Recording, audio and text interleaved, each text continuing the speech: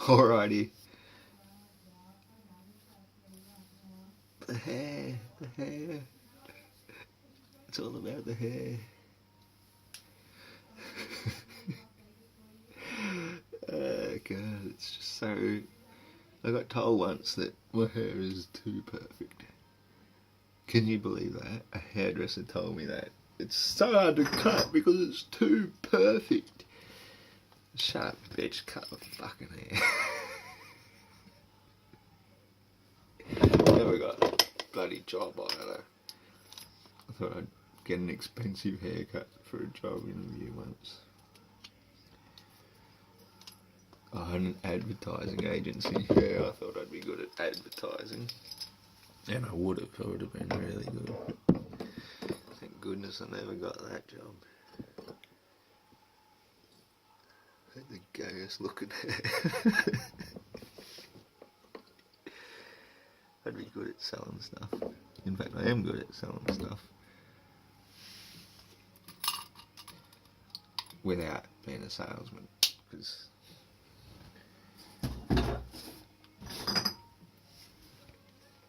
nobody likes to get sold.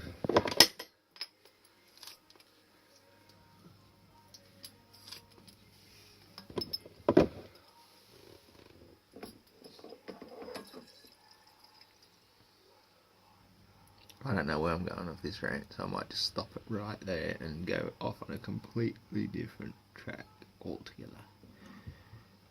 Not dub myself in for any crimes I have or have not yet done. Playing heavy metal. I'm not a big fan of heavy metal, I have to be honest with you. I like all kinds of music, but this screamo shit, my kids like it.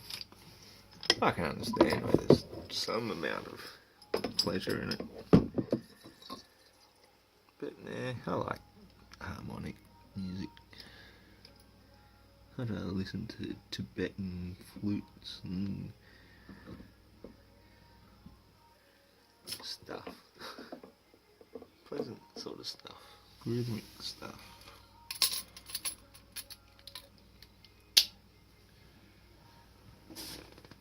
Wind and wood. And strings plucked. That can be cool too. That's why I play a bit of guitar sometimes.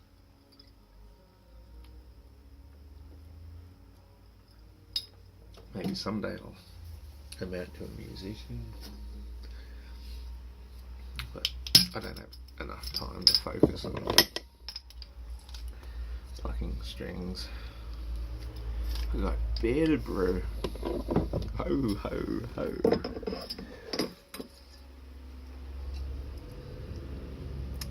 What if Santa Claus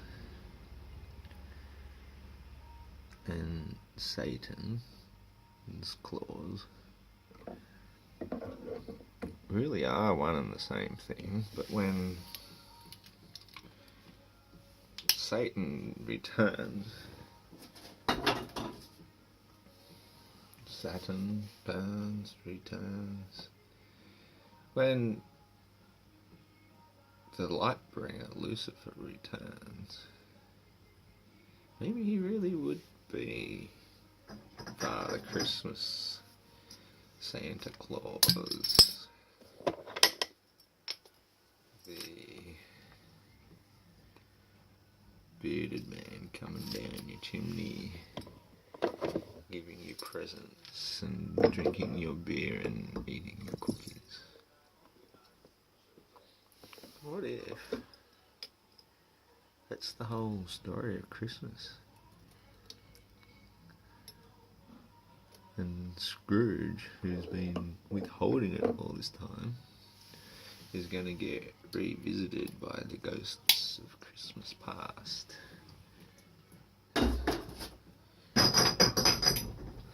And every day will be Christmas when... So yeah, they mix the stories up. When Christ returns, Christmas. Lucifer returns, Father Christmas. Satan's claws.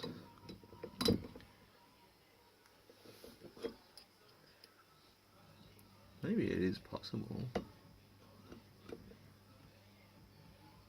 that the Rain Man, Satan, the Antichrist, as they've always said, isn't the Antichrist at all. Maybe it's the Antichrist. Catch 22.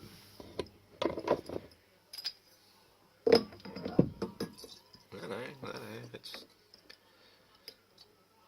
weird to hear this from a crazy lunatic flat earth Australian who was born in Bathurst.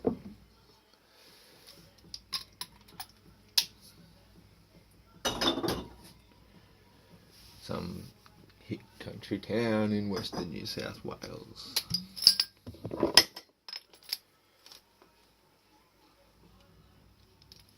With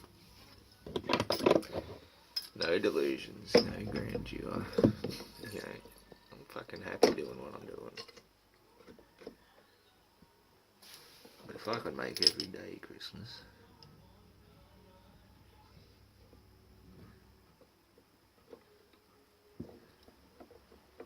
then would that be the Antichrist or the Christ? No, I know. Anybody that thinks they're Christ, they've got issues. My uncle Christopher, he died when I was 8 from a brain tumour. His middle name, of all names that they could possibly have, and nobody knows why he got this middle name that my grandfather gave him, was Brian, Christopher Brian. And as we all know, with the funny Monty Python's Life of Brian, he's not the Messiah, he's just a very naughty boy.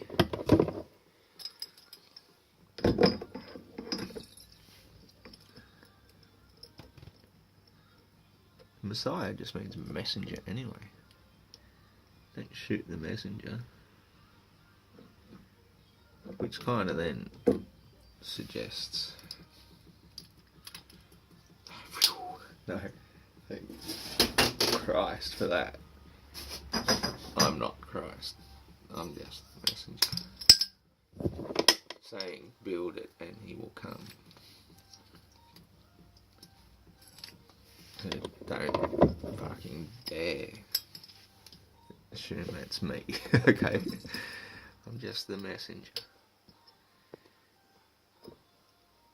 Come to give us all a bit of hope. A bit of heaven on earth, a bit of peace, a bit of abundance, a bit of Christmas in every day. Now you're gonna... The first thing you'd think, okay, if every day was Christmas, hot damn, eating a roasted pig every day of the year, you'd soon get pretty fucking fat, wouldn't you? So that's why you got to get smart. If every day is Christmas, find out, first and foremost, what your body needs, not what your mind craves and you think you want to shove into your belly. You want to start eating dead pigs. If you are what you eat, or you'll soon be a dead pig. So don't eat dead pigs. Don't eat dead ducks. Don't eat dead chickens. Don't eat dead prawns. Don't eat dead fish. Don't eat death. That's how every day can be Christmas. But because of the power of the human mind,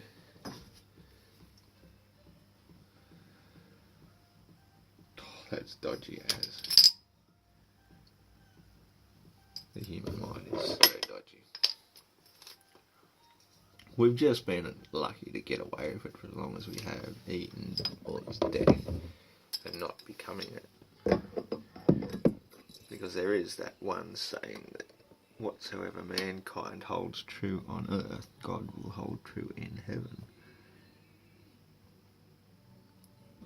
If enough people believe in it. And that's kind of like a placebo effect. And why we've managed to survive as long as we have, because we're being true as we can be for that level of awareness. Once we reach another level of awareness, we've got to reach the next level of truth. And that is to realise that living foods are where living energy comes from. That's what really truly nourishes us. And alcohol is a reasonable preservative, actually. And yeast is a living food. So we're not overindulging on living beer. It's not a bad food, really. It's liquid bread, in a way. Well, that's what I hold true on earth, and I just have to accept that that's true, because it works for me. But the most abundant forms of living food are fruits. And seeds and nuts can become excellent sources of living food if you sprout them. You got to sprout them. There's a thing called enzyme inhibitors in every seed. That's why when they lay dormant in the ground, in frozen ground, they can survive for hundreds of years even, in some cases. But once they're activated, once they get the warm, moist environment, all those enzyme inhibitors then come to life and allow the enzymes to come to life, and that's how you can grow a whole new friggin' tree out of a tiny seed. Or in most cases, a blade of grass or a stalk of grass, or wheat or corn or whatever from a single seed. But you have to release the enzyme inhibitors to get anything good from it. Taking the seed and just grinding it up to get the flour out to make a starchy product of bread, that is... bread is dead. You got to sprout the grains for a few days at least, and then when you bake them in the sunlight, and they start to collect all this chlorophyll, which makes them super alive and super healthy. And bam, you're eating living bread, the ancestral bread that we once used to pray for. Give us this day our daily bread. It only takes about 1 tablespoon of wheat seed sprouted. Just put it in a jar, put some water in it, get a dishcloth, one of those blue mesh type ones work well, or a bit of fly screen or something that drains well. Cut a square to cover the top of the jar, put a rubber band around it, drain the water out after you've left it soaking overnight, rinse it twice a day for 3 days, and that grain has sprouted into the most awesome living food you can imagine, full of the living enzymes. You don't grind it up to get the fucking flour out. You soak it with water of love to let the abundance flow out. And when you cook it in the sunlight, you get the chlorophyll. Now, they recommend baking this bread just when you've got the sprouted grains after 3 days. You mash them up coarsely and then flatten them into a flat cake and put them on a hot rock out in the sun. Now, that's pretty hard to do in most places, especially with all the pollution we've got around these days. But a nice place out in the desert where there's no pollution, on a nice flat rock sitting in the sun, bakes your bread, and then at midday you flip it over, and at the end of the day you've got a juicy, tasty, sweet, gorgeous bread that gives you all the living energies you need to get through your night and then the next day. That's your daily bread. It's really simple to make.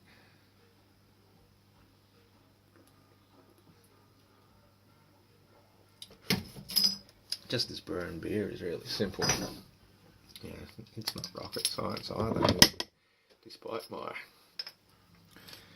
death ray cattle drench rocket science. Lost count already. Let's just call it Christmas. Hey, hey, I saved the world today. Everybody's happy now, the bad things gone away.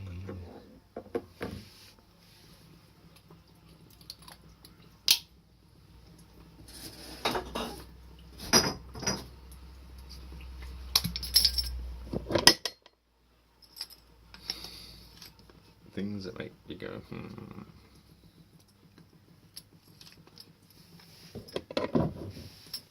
It's the things that make you go, I'm sorry if I'm boring you. You know, I was just entertaining myself because I'm bottling all this beer. Holy crap, I'm actually getting somewhere. That's impressive, actually, because I am leaking a bit. But I think in the overall run of things, I've lost less than one beer into the slops bucket. Which, that's better than it going all over the floor.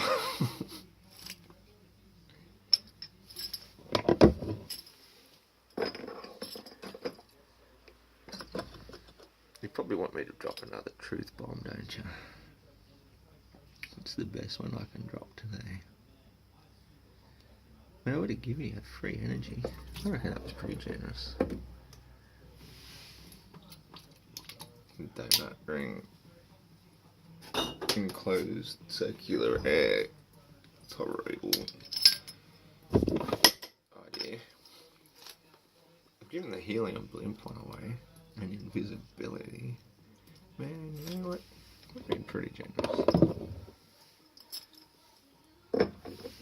I'm not a selfish person. I don't need heaps and heaps, but holy shit, if you got $20 you could spare so that I can put some fuel in my car to get to work next week, since I've cut my shift for Sunday, I'd appreciate it. It'd be really nice. Just drop it into the PayPal ancients@hotmail.com. Yeah, shameless plug for money. You get $5, $2, $50. Open to that.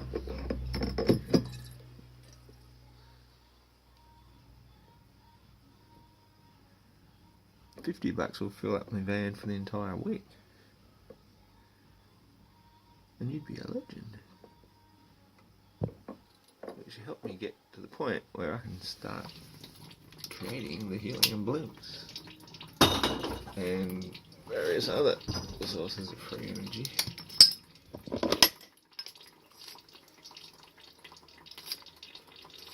And it'll give me more time to bottle more beer and make more rants. Next month will be a 10th. 10-10, imagine a 10-10. You know what the number 10 is? It's like the lion or the sun even.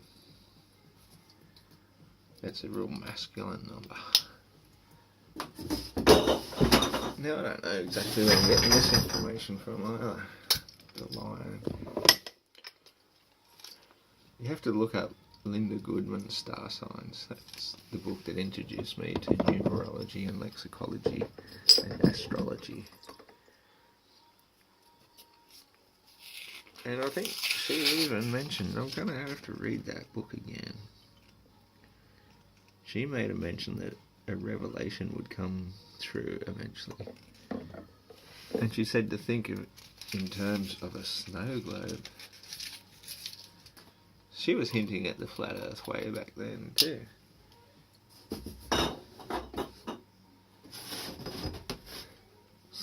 Snow globes and North Poles and Santa Clauses and reindeers.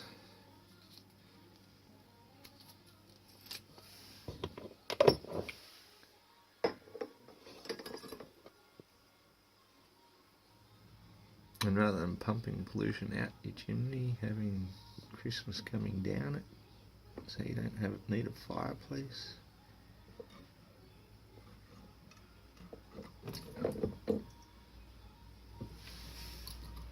I think she said something about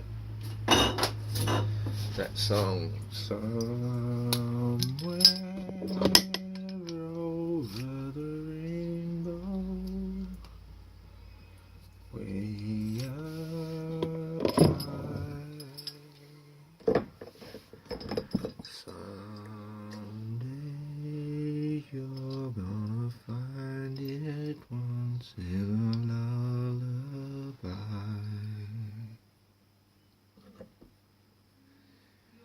When you wish it on the star, it makes no difference in what it's where you'll find me. And the other one too. Someday we'll find it, the rainbow connection, the lovers, the dreamers, and me, all of us under its spell. We know that it's probably magic. Who said that every wish would be heard and answered when wished on the morning star? Somebody thought of that, and someone believed it. Look what it's done so far. I've heard it too many times to ignore it. It's something that I'm supposed to be. Someday we'll find it, the rainbow connection, the lovers, the dreamers, and me.